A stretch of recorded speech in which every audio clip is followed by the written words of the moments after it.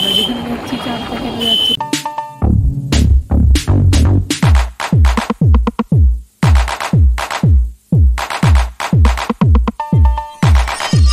Good morning, সবাই কেমন আছেন? আশা করি আপনারা সকলে খুব ভালো আছেন। Welcome back to Borno's grooming channel. তো শীতের দিনেই সকাল সকাল একদম ছাদের মধ্যে চলে এসেছি। শীতকালের এই ফুলগুলো দেখতে কি সুন্দর লাগে না বলুন? তো বোন এই ফুলের কয়েকটা ফুলের চারা বসিয়েছিল, সেখান থেকে শীত কমে যাচ্ছে, কিন্তু এখন এই ফুলগুলো বেশ সুন্দরভাবে ফুটে উঠেছে। ছাদের এই দিকটায় বোন দিয়েছে, রোদটা বেশি পড়ে, ওই দিকটায় অতটা রোদ আসে না। আসলে পশ্চিম দিকটায় মানে আমাদের আর একটা রুম হয়েছে, সেই জন্য না রোদটা কম আসে। তো মানে গ্রামে বাবার বাড়িতে যখন আসি, আমার এই জায়গাগুলো এত ভালো লাগে, এখান থেকে আমার নড়তেই ইচ্ছা করে না। মানে মনে হয় কি যে চন্দননগরে গিয়ে সবসময় ছাদে ওঠা হয় না, খোলা বাতাস, মুক্ত বাতাসটা পাই না, যেটা এখানে এসে একদম ছাদে উঠলে বা বাইরে যখনই দেখি তখনই তো সেই প্রকৃতির কাছাকাছি, যেটা ওখানে সবসময় পাওয়া যায় না। তো এই বোন ছাদের যে রেলিংগুলোর ওপরে এই ফুলগুলো রেখেছে, দেখতে কিন্তু খুব সুন্দর লাগছে বলুন। আর জানেনই তো, যারা গাছ বসায়, গাছ ভালোবাসে, তারা কোনো কিছুই বাদ দেয় না। সে বালতি, মগ, টিন যা পারে মোটামুটি তাতেই গাছ বসিয়ে দেয়। তো প্রত্যেকটাই বেশ সুন্দর সুন্দর ফুল এসছে। তো আপনাদের কেমন লাগছে এই আমাদের ছোট্ট মিনি গার্ডেন, কেমন লাগছে অবশ্যই জানাবেন। তো আমি তো সময়ের অভাবে সময় হয়ে উঠছে না, এত ব্যস্ত হয়ে পড়ছি যে সময় হয়েই উঠছে না, তাই আর না ব্লগ এডিটও করা হচ্ছে না। এবার এডিট না করে কি করে দেবো বলুন? তো যাই হোক, কদিন পর পরই দিচ্ছি। আর এই যে বর্ণবাবু এসে বলেছে, উনি ওনার মসজিদে, উনিও এখানে এসে অনেক একদম এত ফাঁকা জায়গা পায়, ব্যাস তাতেই খুব ওনার খুব খুশি। কাছে তো কি হয়েছে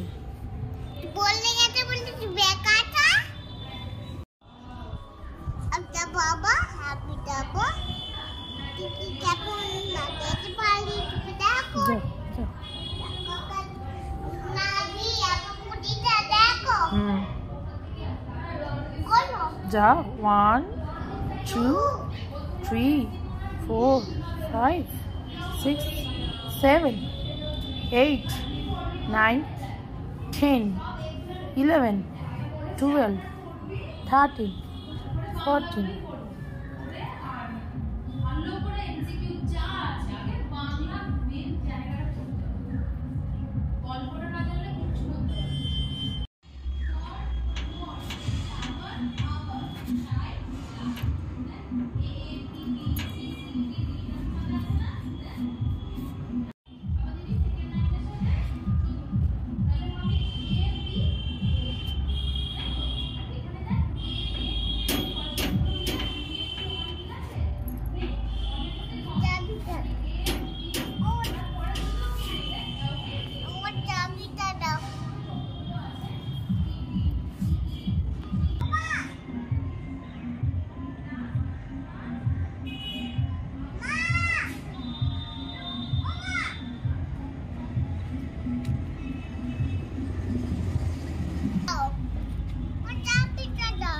কেন?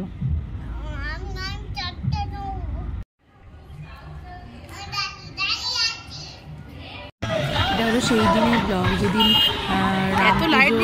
রামের জন্য স্থাপন করা হলো। আমরা একটু বেরিয়েছিলাম সন্ধ্যাবেলা, একটু কাজ ছিল। এখানে বেরোনো মানে তো ওই আমাদের যে বাড়ির পাশে যে বাস স্ট্যান্ড, তাও আমাদের বাড়ি থেকে 4 কিলোমিটার, তো ওইখানেই বেরিয়েছিলাম, ওখানেই যাওয়া। এখন ওই জায়গাগুলো কত একদম সুন্দর হয়ে গেছে, কত পরিবর্তন হয়ে গেছে। ওই দেখুন চাঁদটাও আমাদের সাথে সাথে যাচ্ছে, পূর্ণিমার আলো একদম, আমরাও যেখানে যেখানে যাচ্ছি চাঁদটাও যাচ্ছে। ছোটোবেলায় না এটা করে ইমাজিন করতাম, জানেন, ভাবতাম কী ব্যাপার, আমরা যেখানে যাচ্ছি চাঁদটা কেন যাচ্ছে, তখন তো বুঝতাম না যে চাঁদ চাঁদের জায়গাতেই স্থির আছে। আমরা সব জায়গা থেকে চাঁদকে অনুভব করতে পারি, বুঝতে পারি, যে এখনও সেই মাঝে মাঝে সেই নস্টালজিক ব্যাপারটা না মনের মধ্যে চলে আসে। দেখুন এরকম যাচ্ছি, মনে হচ্ছে না যে চাঁদটা আমাদের সঙ্গে সঙ্গেই যাচ্ছে। তো ছোটোবেলাকার সেই জিনিসটা মনে পড়ে না, আমার খুব ভালো লাগছে। তো যাই হোক, এবার রাস্তা দিয়ে হাঁটতে হাঁটতে এই যে এই জায়গাটা আমাদের, এই জায়গাটা নিয়ে আমরা খুব মানে হাসাহাসি করি। এটাকে বলা হতো লালপুর, এখন সেটা নীল রং করা হয়ে গেছে। তো জায়গাগুলো দেখতে সেদিকে অনেক পরিবর্তন হয়ে গেছে, নিজেদের এই জায়গাগুলোই চিনতে পারতাম না, এখন কত আলো দেখুন।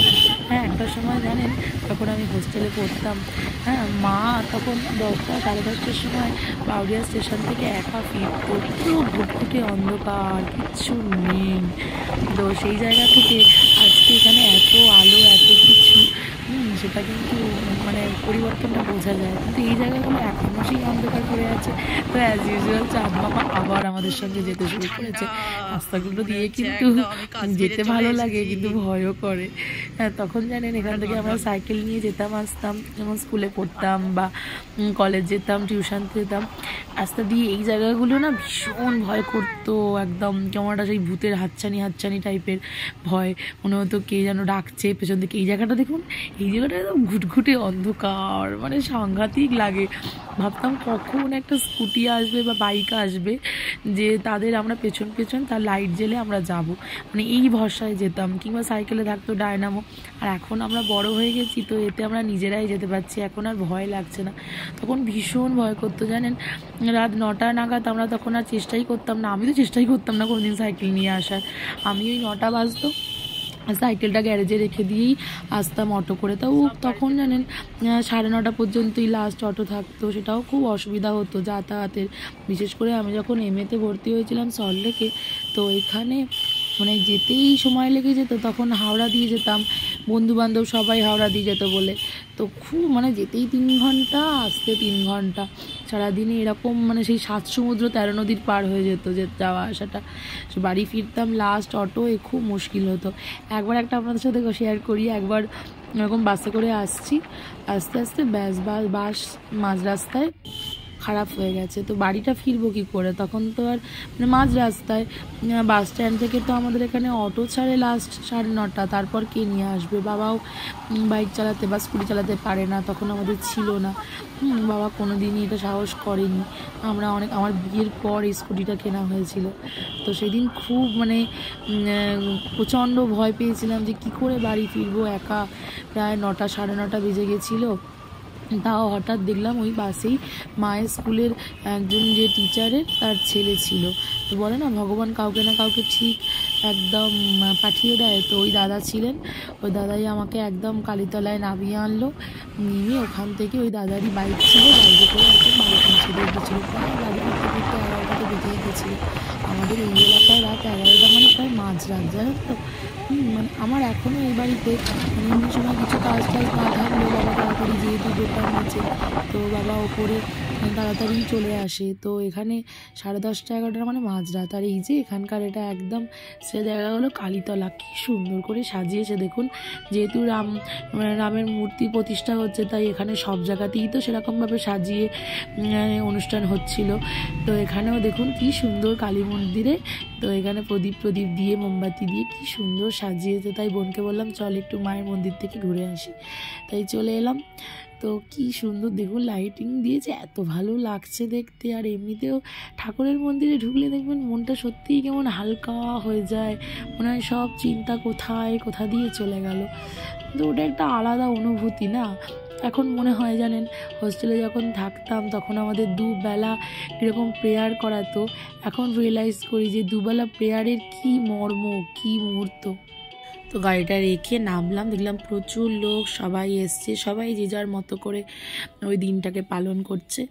কেউ কার মতো পুজো দিচ্ছে, কেউ ঝান্ডা তুলে করছে। আর এই যে মানু গাড়ি থেকে নামলো, বললাম চল একটু পুজো দিয়ে আসি। এই মাকে আমরা খুব মানি, মানে মনে সত্যি কথা বলতে ভক্তি কেউ কারোর মন থেকে হয়, কারোর অতিরিক্ত হয় জানি না, কিন্তু আমি না পারি না, জানেন তো। আমার মনে হয় যেন কি আমি মানে অতটা আমি হয়তো পারি না, আমার মাকে ডাকি মনেই। হ্যাঁ, তো এইটা মানে খুব একটা বাহ্যিকভাবে দেখাতে পারি না, এটা হয়তো আমার ফল্ট, জানি না, বা আমাদের ফল্ট। তো যাই হোক, ওখান থেকে বোন বলেছিল যে একটু উলুবেড়িয়া যেতে, মেজো বোন। তো ওই জন্যই যাচ্ছিলাম কালীতলার এই দিক থেকে বাস স্ট্যান্ডে। কিন্তু গিয়ে দেখলাম ওখানে প্রচণ্ড ভিড়। তারপরে দেখছি যে ওই ফ্লাইওভারের ওপর দিয়ে যেতে হচ্ছে, নিচে দিয়ে যেতে দিচ্ছে না, প্রচুর পুলিশ রয়েছে। তাই ব্যাক করে আবার চলে এলাম। তো জায়গাটা দেখুন কি জমজমাট। তো ওখান থেকে আমরা আবার গেছিলাম আমার মাসির বাড়ি। তো মায়েরা তো অনেকগুলো বোন, অনেকগুলো মাসি আমাদের। এখন আর বিয়ের পর সেভাবে কারো বাড়ি যাওয়াই হয় না। একটা মাসির বাড়ি যেতাম, মাসির বাড়ি দক্ষিণেশ্বরে, কিন্তু মাসি 2 বছর আগে মারা গেছে। তো ওইটা আমাদের কাছে খুব দুঃখের। ওই মাসির সঙ্গে আমাদের ভীষণ ক্লোজ ছিলাম, মানে যখনই ইচ্ছা হতো একটু মাসির বাড়ি ঘুরে আসতাম, তো সেটা আর হয় না। তো যাই হোক, ঘুরে টুরে এসে আমরা একদম বাড়ি চলে এসেছি। বাড়িতে এসে এই যে বর্ণবাবু কি খাবেন না স্যান্ডউইচ খাবেন, ওটাই করে দিয়েছিলাম, তো ওটাই এনজয় করছি। মানে পাটা ঘুরে যাচ্ছে, কিন্তু পা সোজা করো,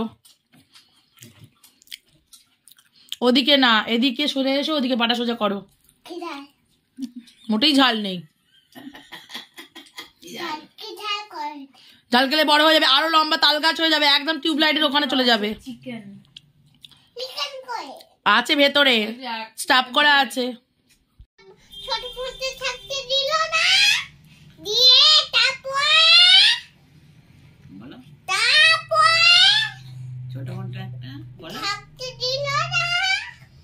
তারপরে কি হলো বলো?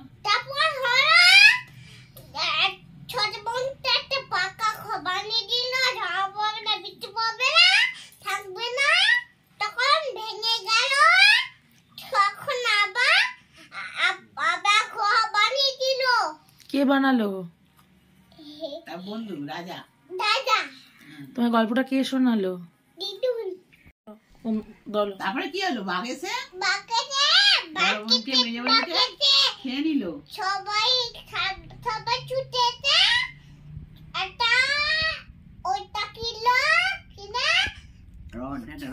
রড কিনলো, তারপরে গরম করে দিল বাঘে। ছ্যাঁকা।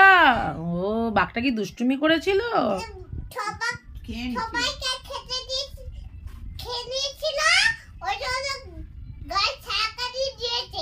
কে দিল? তাই, আচ্ছা আচ্ছা। তারপরে কি হলো? মরে গেল আর ওরা দুজন হাত থেকে বেরিয়ে পড়লো। তাহলে এটা বলো, আমার গল্পটি ফুরলো, নোটে গাছটি ক্যারনের নোটে মুরলি। তারপরে ভুলে গেছি, আচ্ছা বল। হ্যাঁ বল।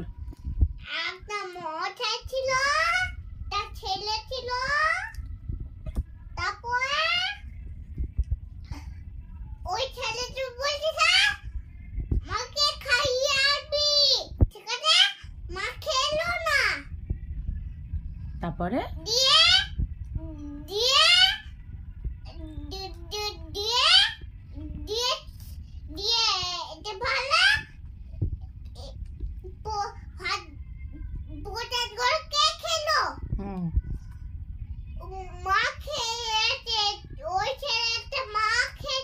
আচ্ছা। তারপরে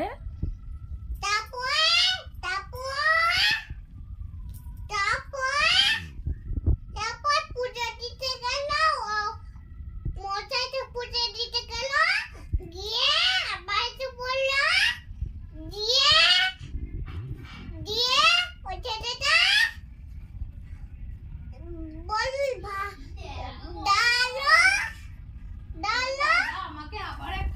করে দাও।